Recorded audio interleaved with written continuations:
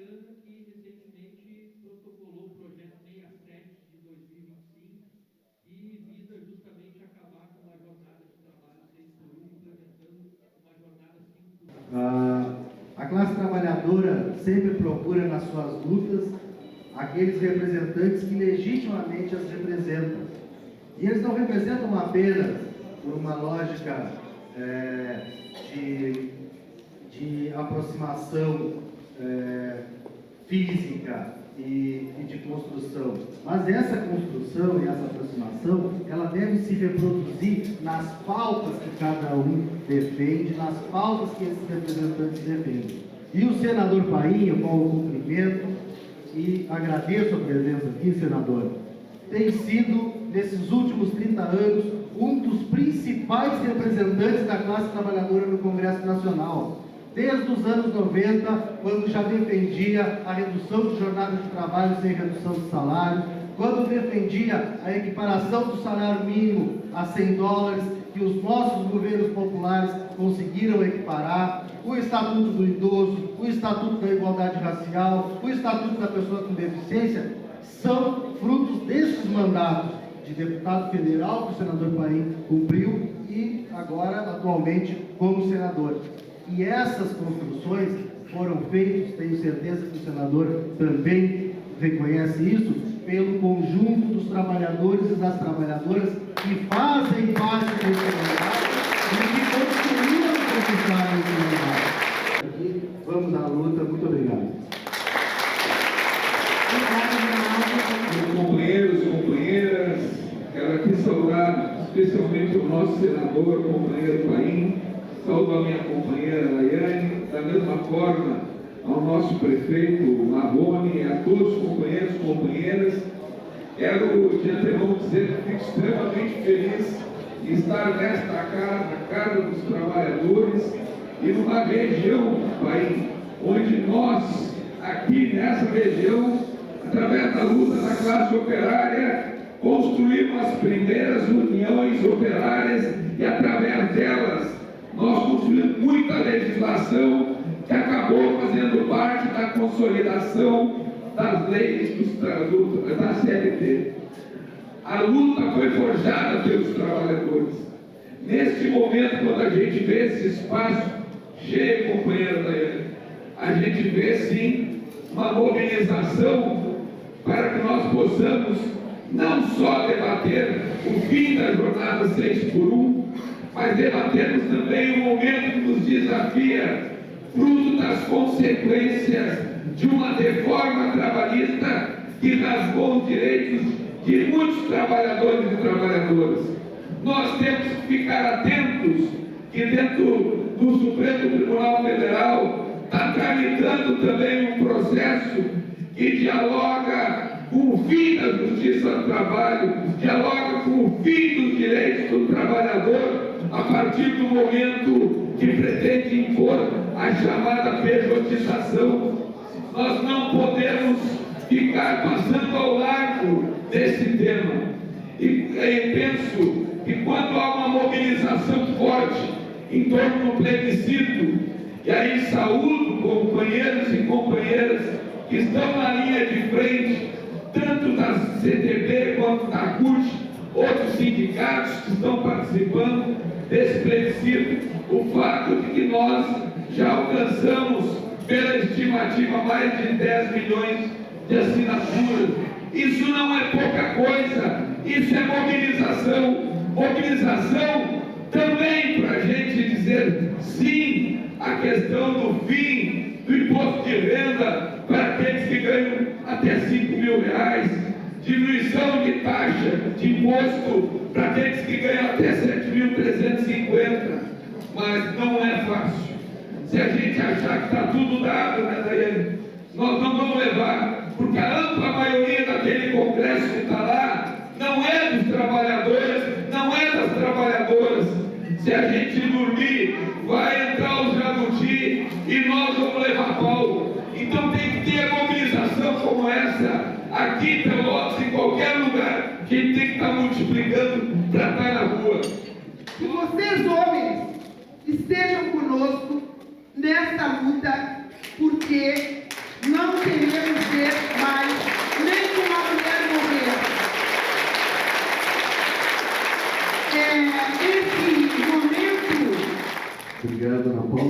desculpe pelo pequeno atraso, um percalço familiar, mas corri para chegar aqui. Uma saudação ao prefeito Marrone, ao meu amigo senador Paim. Nos conhecemos lá em 80 e poucos, em Candiota, quando o Paim chegava, parava aquela obra lá toda num barranco, né, Paim? Todo mundo se acomodasse, que estava parando o Paim, que virou deputado constituinte no ano seguinte, 88. Daiane, obrigado por ter vindo à nossa cidade aqui, está muito bem-vindo em Pelotas. Lindemar, nosso deputado da região, Marielda, Simone, Ana Paula e demais companheiros aqui atrás. Eu cheguei atrasado, né, e peguei os assessores ali de alguém que estão, qual é a linha que estão falando e tal, claro que é a escala de trabalho e a redução do imposto de renda, tá? Mas eu gosto de incomodar e vou incomodar o país. Ano que vem vai ser, eu sei que a pauta não é essa, eu sei que não é o centro aqui, mas aí tu vai ter que ouvir isso aqui, que não deve ter ouvido nunca na tua vida. Tu vai ser candidato a senador ano que vem de novo. Ninguém deve ser selecionado para isso. Viva os trabalhadores do Brasil, país no Senado, ano que vem de novo. Boa tarde, pessoal. Tudo bem? Amigo, companheiro, guerreiro, como disse aqui a Carla, eu tive a honra de ter trabalhado lá no gabinete do país, né? E como disse a Carla aqui, é o único senador nacional. Ele não é só o senador do Rio Grande, ele é o senador dos trabalhadores e das trabalhadoras do país. Por isso, nos enche de orgulho, né, ser teu companheiro, estar junto contigo nessas lutas e te receber aqui na nossa cidade. Seja sempre muito bem-vindo. Daiana, querida, também essa luta das mulheres trabalhadoras, das mulheres negras, nos orgulha te ver no Congresso Nacional, né, lutando pelas nossas pautas. Companheiro Alexandre, ontem, quando o presidente Lula foi anunciar lá em BH o tema do gás para todos, né, que é uma nova política pública, 22 milhões de pessoas no Brasil continuam com fogão a lenha, porque não tem capacidade de ter autonomia energética. E o presidente Lula disse o seguinte: nós vamos vencer a luta contra a extrema-direita, contra o fascismo no Brasil, nas ruas. Ter, discutir, lutar, ir para a rua e poder aprovar regras que deem para todos os trabalhadores, para todos os seres humanos do nosso país, que deem perspectiva de uma vida plena, de uma vida feliz, de uma vida com uma abundância, como disse a nossa companheira Ernestina. Forte abraço, pai. Muito obrigado pela sua presença. Boa tarde, companheiros, camaradas. Está meio fraco. Ei, boa tarde! A gente se une aqui para lutar contra a redução da jornada. A gente vem aqui para reafirmar o nosso compromisso com a classe trabalhadora, com aquilo que é importante para a gente. Tem que estar com mais energia, pô. Tem que estar com mais ânimo para a gente tocar à frente. Então, eu vou começar falando para vocês diferente. Vou falar para vocês que eu só vim até aqui, senador, junto do senhor, porque eu estou preparada.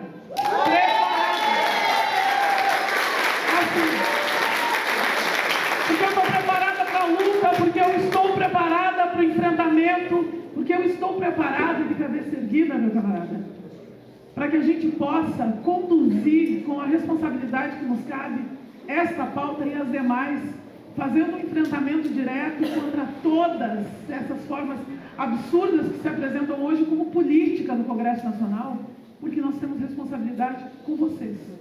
É justamente isso.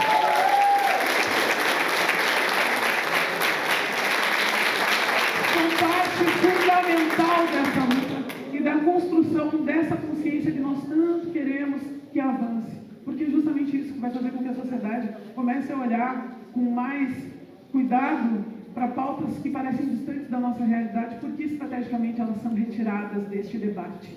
E essa estratégia se dá justamente por isso. Quanto mais distante fica, Mariela, melhor é, porque aí se não entende, não mobiliza, se não mobiliza, não tensiona, se não tensiona, fica como está e avançam esses retrocessos que têm se colocado à disposição nos últimos anos.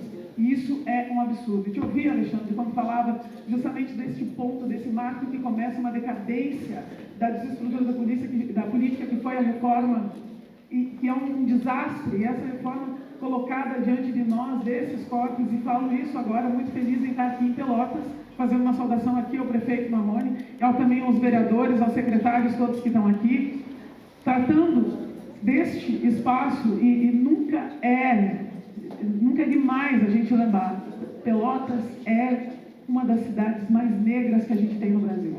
E essa cidade negra, que venha para compreender quem eu sou e por que eu luto. E é justamente para que se tenha um avanço coletivo, de consciência coletiva e de estrutura que se mobiliza, sabendo que é somente dessa forma que nós mudamos a realidade. A minha foi modificada. E todas as vezes que eu encontro o presidente Lula, eu falo isso para ele. Foi graças a ti, graças às cotas, graças a todas as políticas redistributivas que tu fizeste. Agora que eu estou ao teu lado, na tua base, eu tenho esse mesmo compromisso. E é por isso que eu me coloco ombro a ombro junto com cada um e cada uma de vocês, para que a gente possa avançar para que não se tenha nem mais um retrocesso desses que se apresentam como forma de política, mas para que a gente possa avançar na consciência, ganhando mais mentes, mas também ganhando mais espaços, com o nosso projeto político de nação. E esse projeto perpassa justamente por isso, por sabermos quem somos e por que lutamos. Sem anistia, sem capacidade nenhuma de fazer articulações em exterior, sem entender quem de fato nós somos diante desse processo de soberania. A soberania, ela perpassa pela democracia, e não há democracia plena enquanto o nosso povo não for definitivamente o centro desse debate. E o que vocês estão fazendo hoje aqui, nos presenteando com esta sala lotada, é demonstrar que nós temos essa capacidade e que definitivamente nós vamos fazer.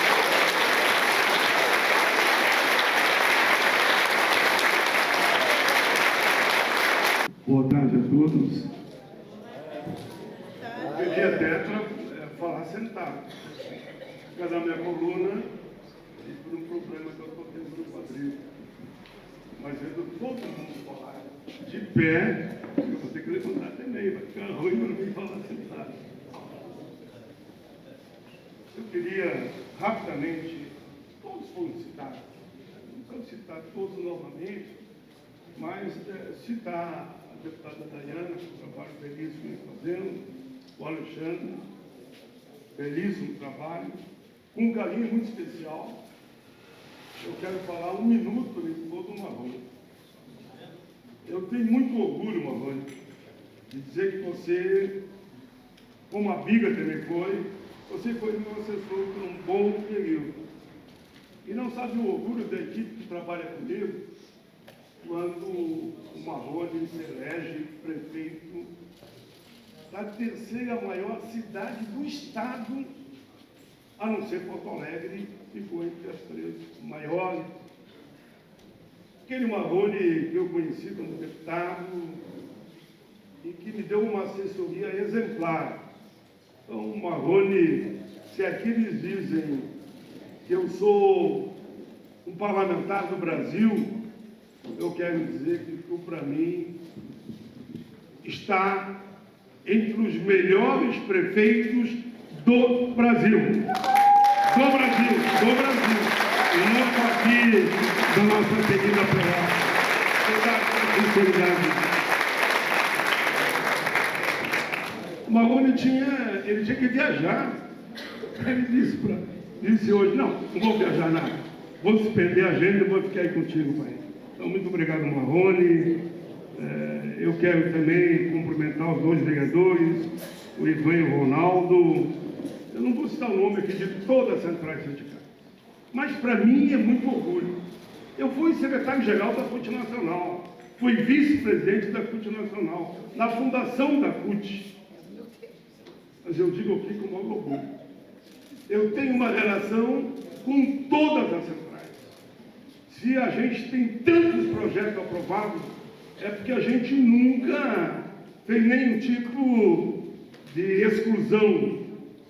Todas as centrais entram no Congresso, caminham lá dentro do meio e são coautores de tantos e tantos projetos que nós aprovamos em parceria, claro, com nossos deputados. Então eu queria dar também uma salva de palmas a todas as centrais sindicais, não só aquelas que eu fui um dos fundadores, mas todas que estão do nosso lado, que estão caminhando com a gente. O que não cai sobre o faturamento? Quem é que mais fatura hoje nesse país? É o banco. Não tem dúvida, né? Os bancos são os que mais faturam e os que menos empregam. Ora, se o banco é o que mais fatura, é o que menos emprega, se vai ser sob a folha de pagamento, continuar sendo aqueles 20%, e com a inteligência artificial que está aí, cada vez mais vai ter PJ, cada vez mais vai ter trabalho à distância, e cada vez mais a Previdência vai arrecadar menos. Eles não querem nem ver esse debate. Ora, se eu faturo mais, paga mais. Quem mais fatura é os bancos. Quem mais fatura nesse país é os bancos e os que menos empregam. É o seguinte, vai mudar a Previdência e tu vai fazer uma poupançazinha. O que tu poupar lá é teu. Eu me pergunto, não precisa me dizer que uma poupançazinha que eu faço é minha. Ah, não que é minha. Não vem com esse papo furado. Eu quero saber que eu fui constituinte e está escrito lá na Constituição que tem diversas fontes de recursos, entre elas o faturamento. Eu digo aqui a alto tom, só por cima do meu cadáver, que eles passam uma capitalização. A Previdência Pública é nossa, do povo brasileiro. Não podemos permitir que eles fiquem dizendo toda hora casa quebrada. TV Com Pelotas acompanhando um grande embate político. Eu estou aqui com o deputado federal da região aqui de Rio Grande, deputado Lindemeyer. Bem-vindo à TV Com e esse evento. Satisfação, uma oportunidade extraordinária de termos escutado o senador Paim aqui tratando de temas de muita relevância. Primeiro, resgatando muitas conquistas que nós tivemos ao longo da sua caminhada enquanto senador, defendendo a classe trabalhadora. Ao mesmo tempo, hoje aqui, trabalhando em relação à importância do fim da escala de 6x1, que tanto escraviza milhões e milhões de brasileiros, brasileiras, que não têm jornada de final de semana em casa para descansar com seus familiares, trabalham inclusive nos domingos. Então nós precisamos rever essa escala, terminar com essa escala. E ao mesmo tempo, outros temas foram tratados aqui, a importância de nós termos sim a reforma fiscal no sentido de isentar os trabalhadores, aqueles que ganham até R$5.000 e ao mesmo tempo a diminuição em relação àqueles que ganham até R$7.350. Isso significa a justiça tributária. Quem tem que pagar é aqueles que não pagam. São os bancos, as big techs, as bets e ao mesmo tempo os bilionários. Esses têm que pagar. Então foram temas tratados aqui muito importantes e muito feliz de estar aqui compartilhando com toda essa gente, representação das centrais, do movimento sindical, dos movimentos sociais, e aqui com um tema, com a presença tão importante do Paim, da minha companheira Daiane Santos também, nossa deputada, grande deputada federal do Rio Grande do Sul. Curiosamente, os bancos são os que empregam menos. É exatamente isso, nós temos que trabalhar com a lógica, a proposta do Paim é isso, é que também se trabalhe com o pagamento daqueles que faturam mais. Quem fatura mais são os bancos. Então eles têm que contribuir para a Previdência Social, para ter o equilíbrio. É isso. Eles faturam demais e pagam de menos. Nós temos que fazer a inversão dessa lógica. Hoje quem paga menos é quem está no topo da pirâmide. Quem banca é a base. Nós temos que fazer essa reversão. Deputado federal Lindemeyer, obrigado, TV Com Pelotas. redução da jornada de trabalho. TV Com Pelotas acompanhando aqui na Casa do Trabalhador um grande debate sobre jornada do trabalho e a deputada federal Dayana Santos em Pelotas, mais uma vez. Falar um pouquinho desse debate e da importância dele, deputada. Primeiro eu quero agradecer o espaço e falar que a vinda em Pelotas sempre é muito feliz.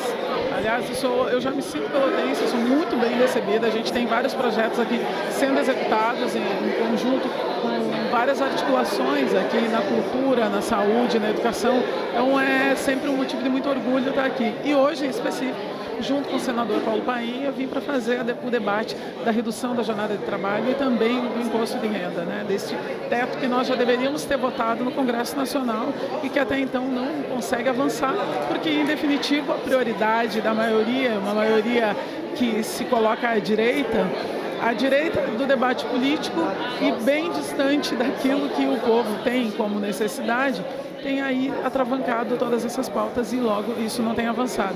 Mas venho hoje muito feliz para fazer esse debate. A gente trata de redução de jornada de trabalho. Eu estou com um projeto lá na Câmara, que é o 67 de 2025, que fala dessa redução para 40 horas garantidas em lei, com 2 dias consecutivos de folga, remunerados. E aí o impacto, a gente sabe que os estudos já demonstram um impacto benéfico a respeito dessa redução. Isso é importante falar que não tem um impacto significativo relacionado ao mercado de trabalho. Bem pelo contrário, em outros países, o Brasil que gosta tanto de importar esses modelos, deveria estar importando este. Porque em outros países já é reconhecido que financeiramente o impacto no PIB não houve. A senhora falou que nós temos uma das cidades mais negras. A comunidade negra ela é muito mais impactada. Sem dúvida alguma. Se a gente for olhar aí a estrutura da pirâmide social, onde tem homens negros, homens brancos, mulheres brancas, homens negros e mulheres negras como a base dessa pirâmide, se a gente for entender isso no mercado de trabalho, onde as chefes de família agora, reconhecidamente, são mulheres e a maioria de mulheres negras, o impacto sempre vai ficar nessa parcela da população. Curiosamente, deputada, hoje aqui foi falado, os bancos que mais ganham são os que menos empregam. E é isso que a gente tem que rever. Por isso que é tão importante ter uma legislação que garanta e dê essa segurança. A nossa luta é justamente para isso, porque este é o impacto que vem, tanto econômico quanto também na área da saúde. A gente tem visto um afastamento em massa de pessoas pela saúde física, mas também pela saúde mental. O adoecimento é uma realidade, isso tem uma sobrecarga no SUS. Se a gente está falando de uma redução do impacto econômico, a gente também está tratando disso. Então, por isso é tão feliz estar em um debate tão salutar, tratando de questões que são centrais para o desenvolvimento social e econômico da nossa população.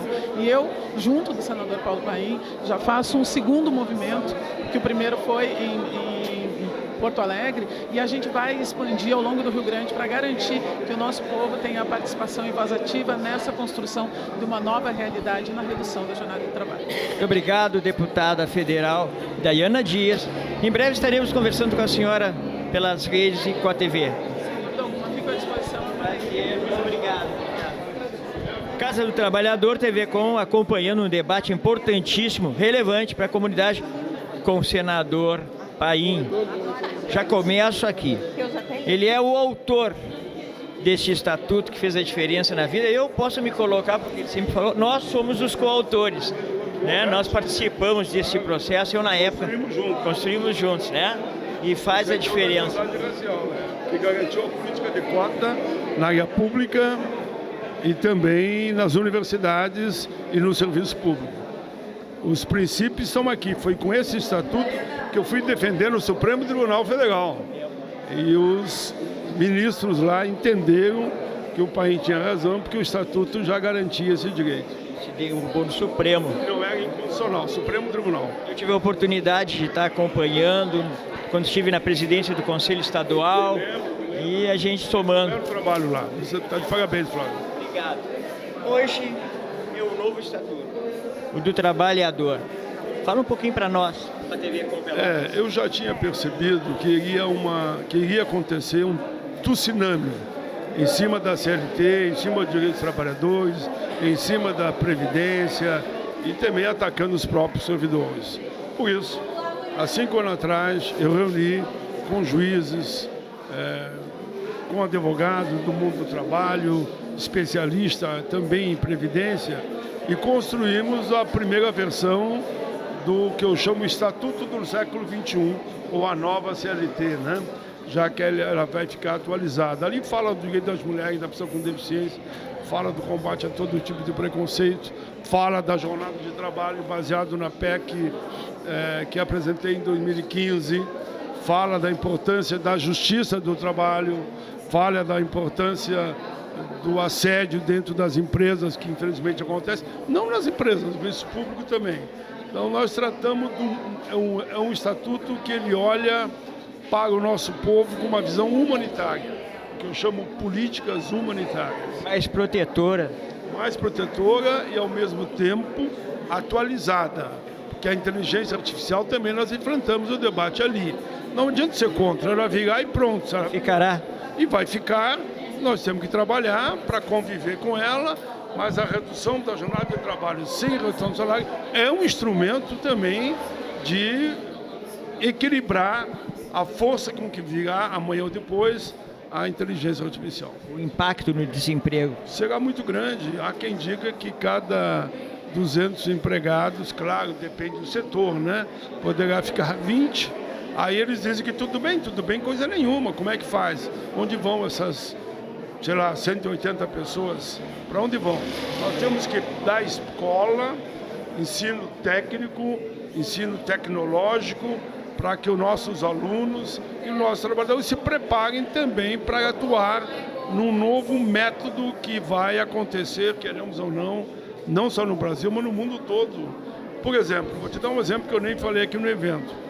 Tem países da Europa e mesmo lá nos Estados Unidos que já estão discutindo a escala que vai das 9 da manhã às 9 da noite, só para almoçar. Porque eles dizem que o princípio deles é quanto mais horas trabalhadas, mais eles ganham.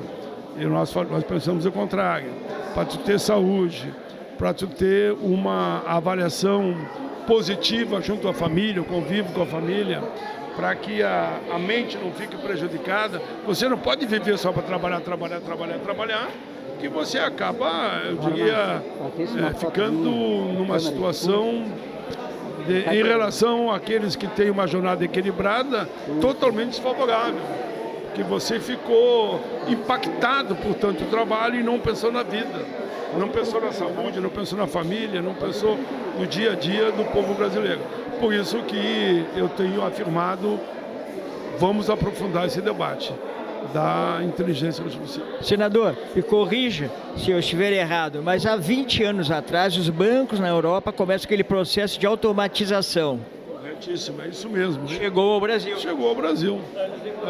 Hoje, no Brasil, você vai ver que um banco que tinha 200 empregados, hoje ele tem 30 ou 40 que seja, e tudo é feito pelo sistema digital.